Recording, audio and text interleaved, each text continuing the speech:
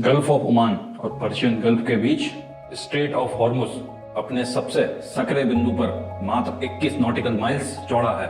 भौगोलिक रूप से यह विश्व की सबसे छोटी स्ट्रेटेजिक पैसेजेस में से एक है, किंतु इसी मार्ग से एक वैश्विक समुद्री तेल व्यापार का 17 से 20% प्रतिदिन गुजरता है। नमस्कार, मेरा नाम है दर्शन नायक। स्ट्रेट ऑफ हॉर्मुज की जियो स्ट्रेटेजिक इंपॉर्टेंस विचारधारा या शासन प्रणाली से परे है। 1979 की इस्लामिक क्रांति से पूर्व शाह के काल में और उसके बाद इस्लामिक रिपब्लिक में भी ईरान की असली स्ट्रेटेजिक पावर सदैव उसके भूगोल में निहित रही है। 2026 का यह संकट तीन शक्तियों के दशकों पुराने टकराव का परिणाम था। इस संकट के केंद्र में ईरान का न्यूक्लियर प्रोग्राम था। वॉशिंगटन और तेल अवीव दोनों के लिए यह स्पष्ट था कि nuclear capable Iran regional power balance को स्थायी रूप से बदल देगा। 1981 में इराक के ओसीराक रिएक्टर पर हुए इजरायली स्ट्राइक से प्राप्त स्ट्रेटेजिक सबक के आधार पर ईरान ने फोर्डो जैसे न्यूक्लियर फैसिलिटीज को पर्वतों में इस गहराई पर निर्मित किया। इजरायल के पास वह विशिष्ट क्षमता उपलब्ध नहीं थी। फरवरी 2026 के अंत में ऑपरेशन एपिक फ्यूरी आरंभ हुआ। सुप्रीम लीडर खामेनाई और आईआरजीसी के सीट्स कमांडर्स इन हमलों में मारे गए, किंतु इस मिलिट्री सक्सेस ने एक स्ट्रेटेजिक रियलिटी को नहीं बदला।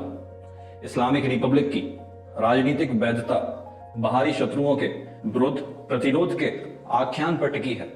अमेरिका और इजरायल के सैन्य प्रहार ने उसी नैरेटिव को नई ऊर्जा प्रदान की। ईरान ने वर्षों पूर्व ही यह अनुमान लगा लिया था कि सेंट्रल अथॉरिटी पर डायरेक्ट स्ट्राइक संभव है। इसी दूरदर्शिता के आधार पर उसने लेबनान, यमन और इराक में अपने प्रॉक्सी नेटवर्क्स का निर्माण किया था। हिजबुल्लाह, हूतीज और पॉपुलर मोबिलाइजेशन फोर्सेस यह एक्सेस ऑफ रेसिस्टेंस ईरानी रणनीति का डिसेंट्रलाइज विस्तार है। मार्च 2026 में ईरानी रणनीतिक रुख और अधिक आक्रामक हुआ।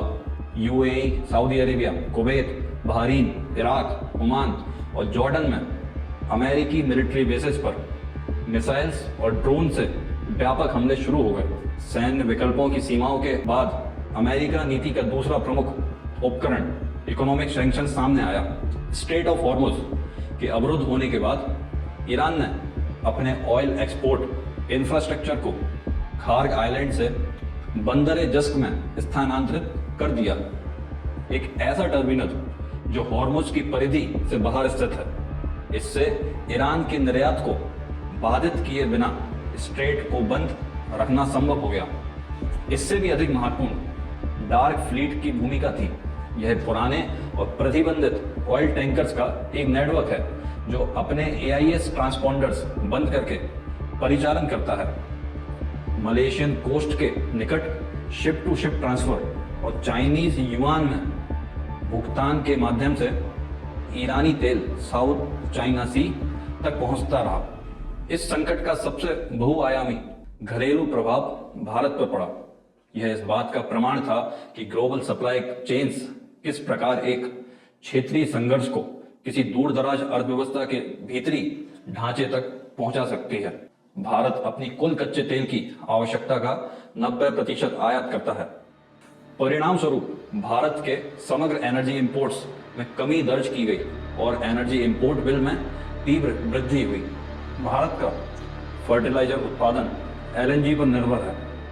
वैश्विक गैस कीमतों में वृद्धि के साथ अमोनिया और यूरिया की उत्पादन लागत बढ़ी। स्ट्रेट ऑफ हॉर्मुज के अवरुद्ध होने के साथ खाड़ी क्षेत्र में मरीन इंश्योरेंस प्रीमियम्स कई गुना बढ़ गए। यह संपूर्ण दबाव मिलकर भारत के करंट अकाउंट डेफिसिट पर पड़ा। एनर्जी इंपोर्ट एक्सपेंडिचर बढ़ने और एक्सपोर्ट कॉम्पिटिटिवनेस घटने से ट्रेड बैलेंस बिगड़ा।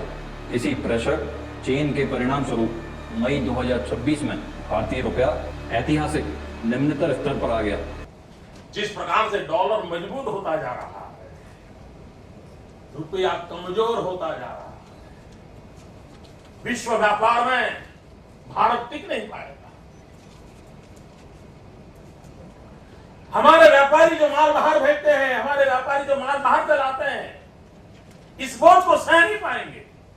इवन भारत सरकार जो चीजें लाती है, भेजती है, उसको सहना मुश्किल हो जाएगा। और दिल्ली की सरकार जवाब नहीं दे रही है। अमेरिकी टैरिफ एस्केलेशन के दबाव में अंततः एक समझौता हुआ जिसमें भारत को रशियन ऑयल इंपोर्ट में क्रमिक फेस डाउन की शर्त स्वीकार करनी पड़ी। किंतु इस बिंदु पर यह भी स्पष्ट हुआ कि जिस स्ट्रेटेजिक ऑटोनॉमी को भारतीय विदेश नीति का मूल सिद्धांत कहा जाता है, वह कोल्ड वॉर की बाइपोलर वर्ल्ड ऑर्डर के लिए गढ़ा गया सिद्धांत था। आज की मल्टीपोलर वर्ल्ड में जब कई महाशक्तियां एक साथ अलग अलग दिशाओं में दबाव डाल रही हों, तो ऑटोनॉमी ऐलानों से नहीं, स्ट्रक्चरल कैपेसिटी से आती है। भारत के लिए आगे की पॉलिसी डायरेक्शन 3 स्तरों पर केंद्रित होनी चाहिए।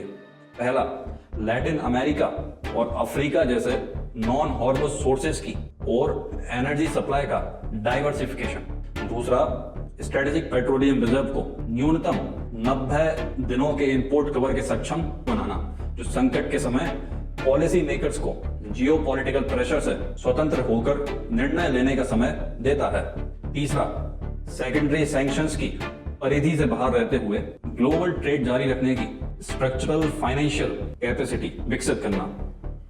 पिछले 7 दशकों में ग्लोबल ऑर्डर की सापेक्ष स्थिरता केवल अमेरिकी मिलिट्री डोमिनेंस का परिणाम नहीं थी, वह स्थिरता यूनाइटेड नेशन, IMF, WTO और स्विफ्ट जैसी इंस्टीट्यूशन और उनके शेयर्ड रूल्स की देन थी। ये इंस्टीट्यूशन पूर्णतः निष्पक्ष नहीं थी और इनमें अमेरिकी हितों का प्रभाव स्पष्ट था, किंतु इन्होंने ग्लोबल कॉन्फ्लिक्ट मैनेजमेंट के लिए एक शेयर्ड फ्रेमवर्क अवश्य प्रदान किया।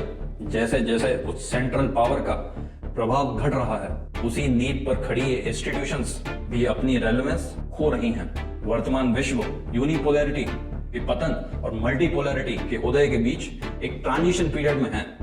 यह ट्रांजिशन इसलिए अस्थिर नहीं है कि मल्टीपोलैरिटी स्वभाव से ही अनस्टेबल होती है। आज जो संकट है वह नियमों के अभाव का संकट है। स्टेट ऑफ हॉर्मोज वही है जो सदा था। जो बदल रहा है वह उस स्टेट के इर्द गिर्द की व्यवस्था है। वे रूल्स हैं, वे इंस्टीट्यूशंस हैं और वे पावर रिलेशंस हैं जो तय करते थे कि इस पैसेज को कौन, कब और किन शर्तों पर बाधित कर सकता है। और भारत सहित वे देश जो स्वयं को स्ट्रेटेजिकली ऑटोनोमस मानते हैं, स्ट्रक्चरल कैपेसिटी के अभाव में उस ऑटोनॉमी का व्यवहारिक उपयोग नहीं कर सके। इस ट्रांजिशन पीरियड में जो देश टिकाऊ स्वायत्तता चाहते हैं, उन्हें ऐलानों से नहीं, संरचना से उसे अर्जित करना होगा। नमस्कार।